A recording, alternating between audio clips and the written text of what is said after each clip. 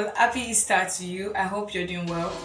Today we're going to be talking about a topic. We're going to be talking about obedience. I want you to know that obedience to God can only be done by the Spirit of God. You can only obey God when you have strength from the secret place.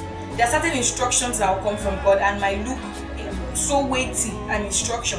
So obedience to God comes from the strength from the Spirit. You can't do the things of the Spirit with your own strength. So you need strength from God to even do His will. Say He's the one that worketh in us both to will and to do according to His own pleasure. I want you to believe me that whenever God gives you an instruction, He has even provided the strength. You just have the consciousness that strength has been given to you to perform such. Abraham was not able to dispute the fact that God was talking to him to give a sacrifice of his only son. So he was a man of obedience. Obedience is a sign that you trust God. Obedience is a sign of love.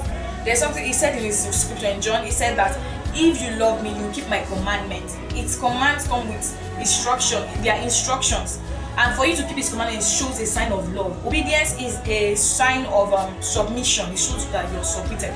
Sometimes when an instruction comes from a higher authority, the reason why we are carrying it out is not because it's totally pleasing to us, but because we are indeed submitted. So a sign that you are indeed submitted to God is that you are obedient to Him. There are certain things that will not be fitting or let me say be suiting to your flesh, but in obedience you follow. You just follow God and you believe that because He has said it and because He's God, I've accepted. There's something that Peter made mention of when Jesus Christ told them, throw the net into. He said, we've toiled all night and we've caught nothing. We've toiled all night, but at thy word, it shows His submission to Him. If we are to calculate, this thing is not going to work. But because of your word, submission. So obedience to God shows a sign that you are submitted to an authority. You are submitted to God's own authority. So if you are struggling to obey God in whatever it may be, just know that God has given you the strength to obey.